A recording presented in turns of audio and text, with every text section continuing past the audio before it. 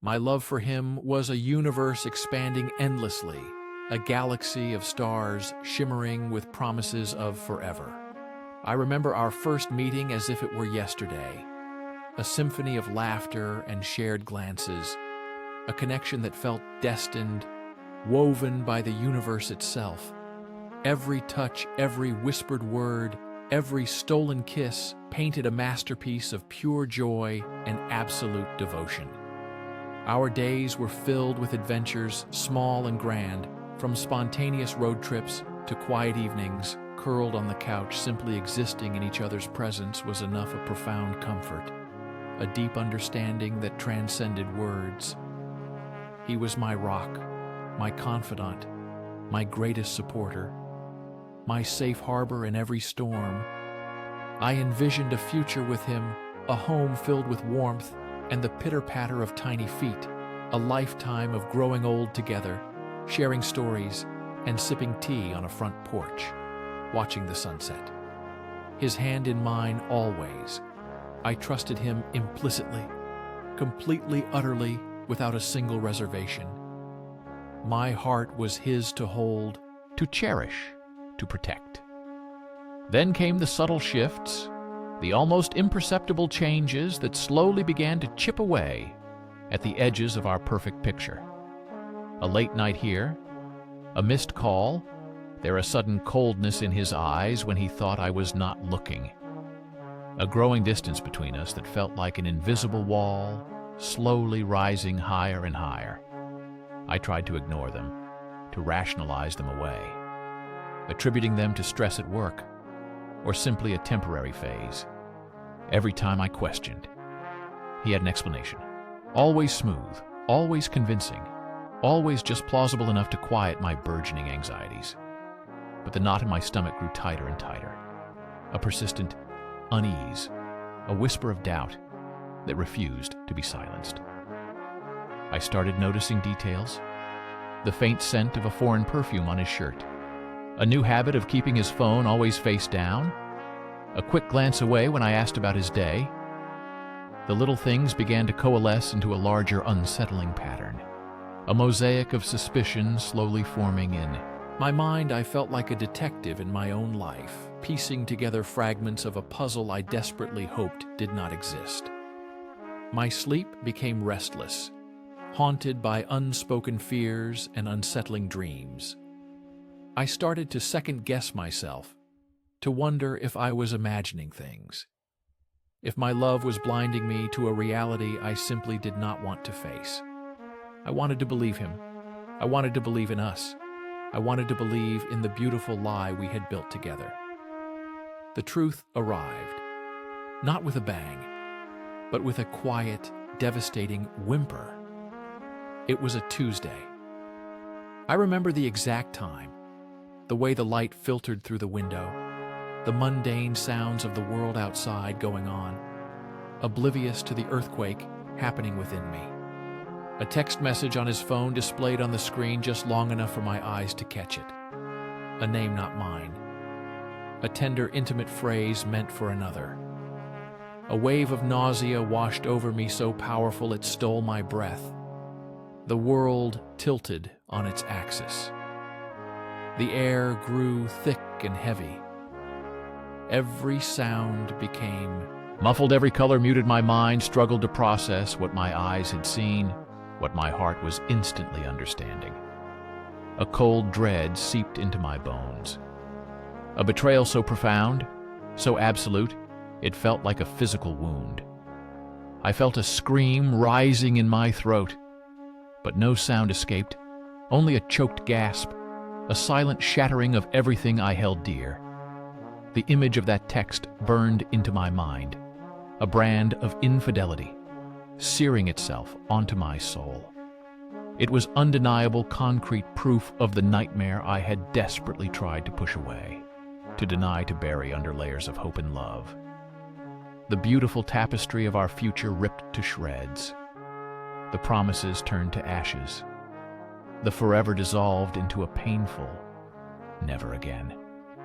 The confrontation was a blur of raw emotion and gut-wrenching honesty.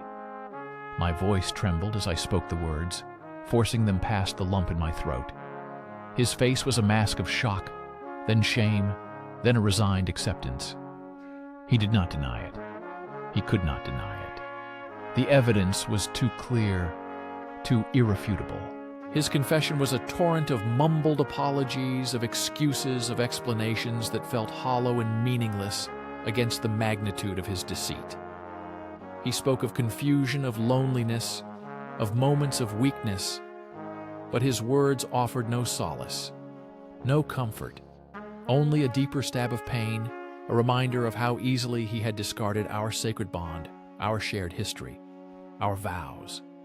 I felt an anger so fierce, so consuming, it threatened to engulf me, a burning rage that mixed with an agonizing sadness, a profound sense of loss. The man I thought I knew, the man I loved with every fiber of my being, was a stranger, an impostor who had skillfully played a cruel charade. My world collapsed around me. In that moment, a magnificent structure built on trust and devotion, crumbling into dust. I looked at him and saw not the person I loved, but the architect of my heartbreak, the betrayer of my deepest trust, the destroyer of my dreams. How could he have done this to us, to me? The questions echoed in the empty chambers of my heart, unanswered, unanswerable, leaving behind an aching void, a gaping wound that refused to heal. The days that followed were a testament to human resilience, or perhaps just the sheer will to survive a maelstrom of emotions tossed me from one extreme to another. Waves of grief would give way to flashes of incandescent anger, then a deep, paralyzing numbness. I walked through life as if in a fog, unable to connect with the world around me, unable to find joy in anything that once brought me happiness. Food tasted like ash music, sounded like noise, colors appeared dull and lifeless. The very air felt heavy, laden with the weight of his betrayal. Every memory, every shared laugh, every tender moment became tainted by the knowledge of his deceit. I replayed every interaction, searching for clues, for signs I had missed, for anything that could explain how I could have been so blind, so foolish, so utterly unsuspecting of the treachery lurking beneath the surface. I questioned my own worth, my own judgment, my own attractiveness, wondering what I lacked, what I failed to provide, that led him down such a destructive path. The self-doubt was a venomous poison, seeping into every corner of my mind, whispering cruel untruths about my own inadequacy. I felt utterly alone, isolated in my pain. Even with friends and family trying to offer comfort, their words often seemed to bounce off the impenetrable wall of my sorrow. I yearned for the simplicity of ignorance, for the days when I lived in blissful unawareness of the chasm that had opened up between us. The chasm that felt unbridgeable, a canyon of broken trust and shattered dreams. Time, a cruel yet necessary healer, began its slow, arduous work. The initial shock subsided, giving way to a more manageable but no less persistent ache. I started to pick up the pieces, not because I felt strong, but because staying broken was no longer an option. There were moments of clarity, brief glimpses of hope through the storm clouds where I could see a future beyond the pain. Beyond the betrayal, I slowly began to reclaim myself, to rediscover the person I was, before the world came crashing down, before my heart was irrevocably fractured. It was a painstaking process. One step forward, two steps back. Some days felt like victories, others like crushing defeats. A simple song, a familiar scent, a random memory could trigger a fresh wave of grief and anger, sending me spiraling back into the depths of despair. But gradually those moments became less frequent, less intense. I learned to breathe again, to truly see the beauty in the world, to find joy in small moments. to appreciate the unwavering support of those who stood by me. Through the darkest days, I understood that healing was not about forgetting, but about integrating the pain into my story, about carrying the scars with a newfound strength and wisdom. It was about learning to trust myself again, to listen to my own intuition, to protect my heart with discernment, not fear. The path to forgiveness was a winding and arduous one, not for him but for myself. Forgiveness for not seeing the signs, for allowing myself to be so vulnerable, for thinking that I was immune to such heartbreak.